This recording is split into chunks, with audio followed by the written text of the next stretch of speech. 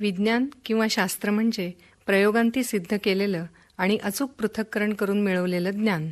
विज्ञानाच्या विविध शाखांच्या अध्ययनाने जशी प्रगती, समृद्धी अपेक्षित आहे, तशीच समाजाच्या निकोप प्रगतीसाठी वैज्ञानिक दृष्टीची जोपासना होणेही तितकेच गरजेचे आहे. आणि म्हणूनच विज्ञानाची कास धरली पाहिजे. समाज, देश, राष्ट्र यांचा विकास मानवी प्रयत्नातून होत असतो आणि आधुनिक काळात या मानवी प्रयत्नांना विज्ञानाची अनन्यसाधारण जोड मिळाली आहे. विज्ञानाच्या अशा कितीतरी शाखा आपल्याला पाहायला मिळतात.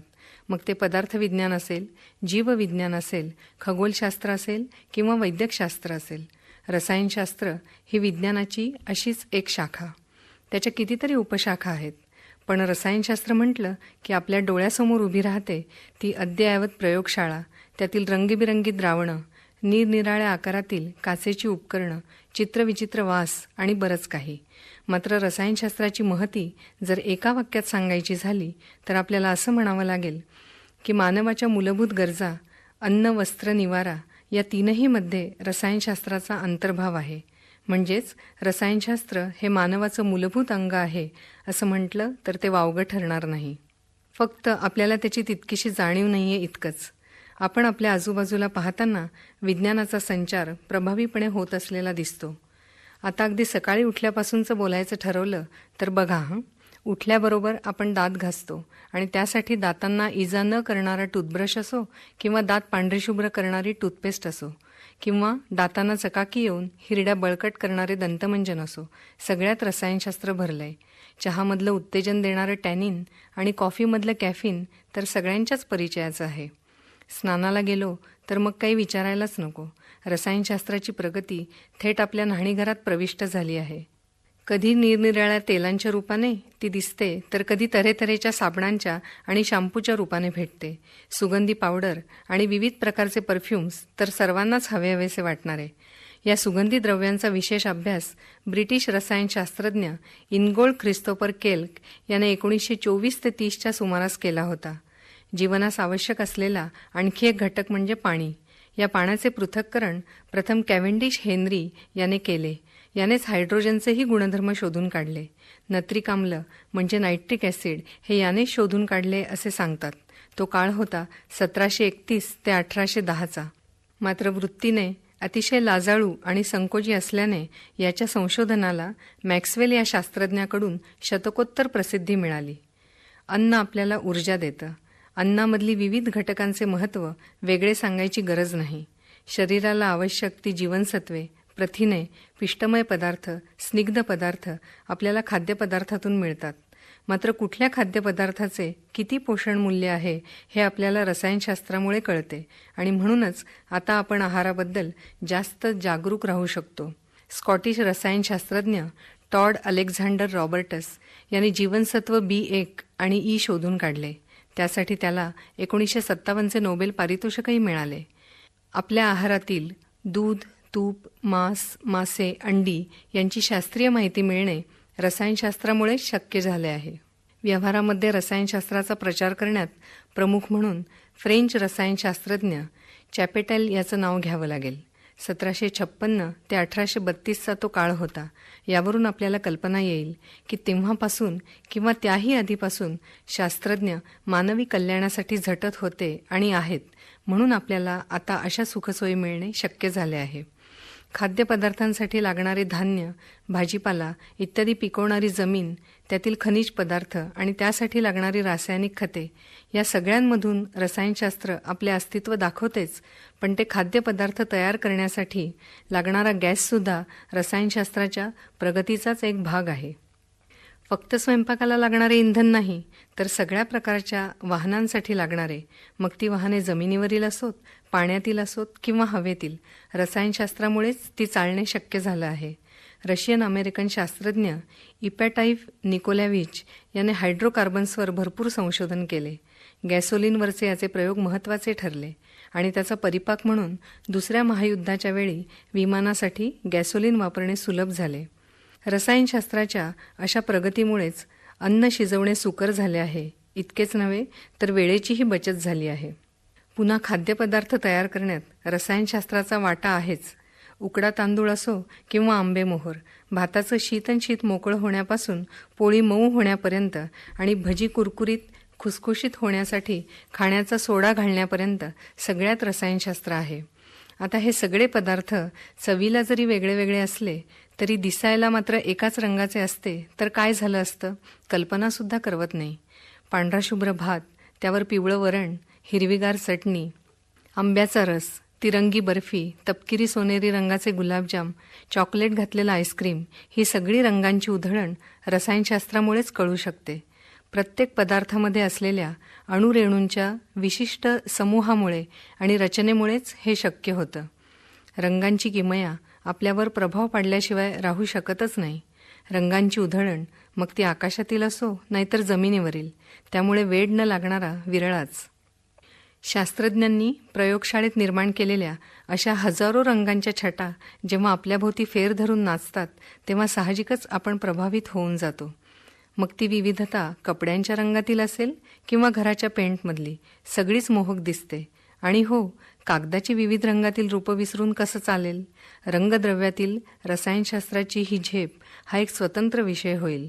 रंगीबेरंगी खेळणी, पुस्तकं, चित्र यांच्याकडे तर माणूस लहानपणापासूनच आकर्षित होतो. पुस्तकाचा रंग सोडून दिला आणि नुसता कागद जरी विचारात घेतला तरी त्याचेच किती प्रकार. झाडाच्या पानावर बोरूने लिहिण्यापासून ते झाडापासूनच बनवलेल्या गुळगुळीत घोटीव कागदावर निळ्याशार शाईच्या पेनने लिहिण्यापर्यंत रसायनशास्त्राची प्रगतीच दिसून येते. वस्त्रांच्या बाबतीतही तेच. जास्तीत जास्त सेल्युलोज असलेले नैसर्गिक उदाहरण म्हणजे कापूस. रसायनशास्त्राने या कापसापासून वस्त्र तर तयार केलेच, त्याशिवाय कृत्रिम सिल्क, कृत्रिम धागेही तयार केले. अमेरिकन रसायनशास्त्रज्ञ कॅरोदस वॅलस ह्यूम याने 1937मध्ये नायलॉनची निर्मिती केली. आणि आता तर पोत आणि रंगाच्या विविधतेनुसार इतके प्रकार बाजारात आहेत की या वस्त्र प्रावरणांनी आपली वस्त्रभूषा बदलली नाही तरच नवल.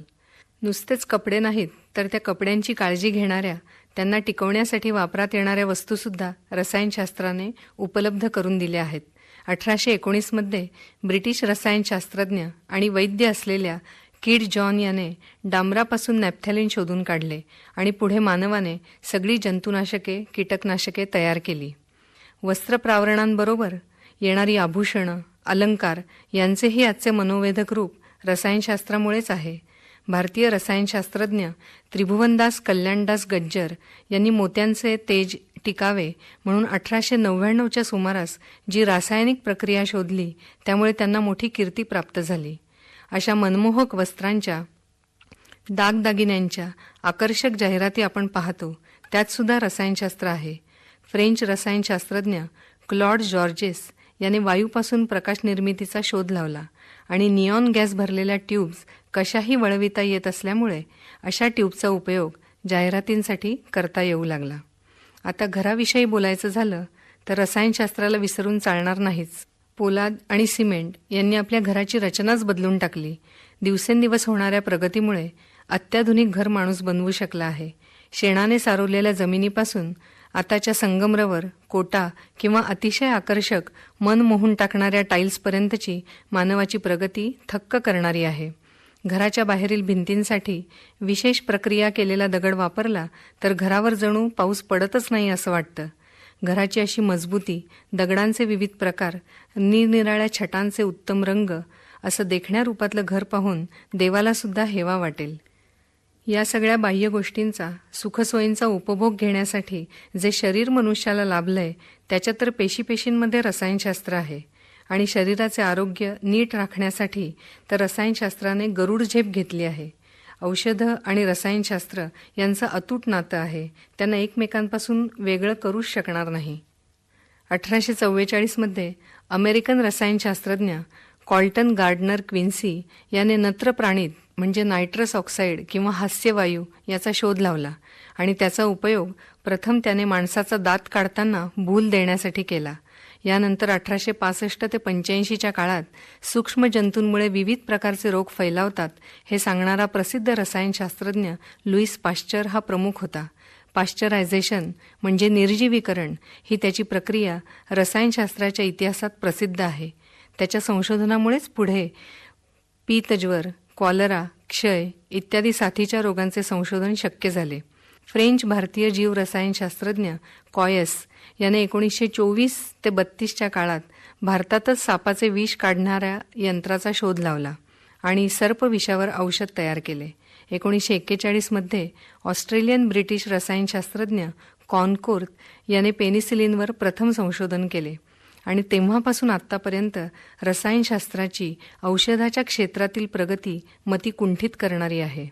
अशी थोर महती असलेल्या रसायनशास्त्राला शास्त्रशुद्ध पाया प्राप्त करून दिला तो लव्वाझिये या फ्रेंच रसायनशास्त्रज्ञाने. यानेच प्राणवायूचा शोध लावून त्याला ऑक्सिजन हे नाव दिले.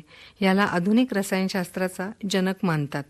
याशिवाय शास्त्रीय ज्ञानाचा उपयोग व्यावहारिक सुखसोयींसाठी करणाऱ्या आणखी एका थोर संशोधकाचं नाव नमूद करावं लागेल आणि तो म्हणजे थॉमस एडिसन.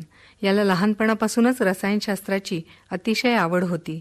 विजेचा प्रकाश याच्या दीर्घ प्रयत्नांनी माणसास हस्तगत झाला आणि या क्षेत्रातील त्याचे संशोधन निःसंशय मानवाच्या सुखासाठी सिद्ध झाले. तेव्हापासून आजपर्यंत विजेवर चालणारी अनेक उपकरणे आपल्या आधुनिक घराची शोभा वाढवतच आहेत. थोडक्यात काय तर स्वयंपाकघरातल्या निरनिराळ्या धातूंच्या भांड्यांपासून काचेच्या आणि प्लॅस्टिकच्या निरनिराळ्या वस्तूंपासून ते मोटारीच्या टायर्सपर्यंत सगळीकडे रसायनशास्त्र व्यापलं आहे. जळी स्थळी काष्ठी पाषाणी सगळीकडे रसायनशास्त्रच आहे असं म्हटलं तर ते वावगं ठरणार नाही. अर्थात ही सगळी प्रगती या सुखसोयी एका दिवसात आलेल्या नाहीत. त्यासाठी ज्यांनी अखंड परिश्रम केले, यातना सहन केल्या, दारिद्र्य पत्करले, प्रसंगी उपहास आणि अपमान पचवला, पण मानवी कल्याणासाठीच जे झटले आणि शास्त्रीय संशोधनासाठी आपले सर्वस्व अर्पण केले, अशा सगळ्या शास्त्रज्ञांप्रती, संशोधकांप्रती कृतज्ञता व्यक्त करूया, तरच त्यांच्या ऋणातून अंशतः उतराई होण्याचे समाधान आपल्याला मिळेल.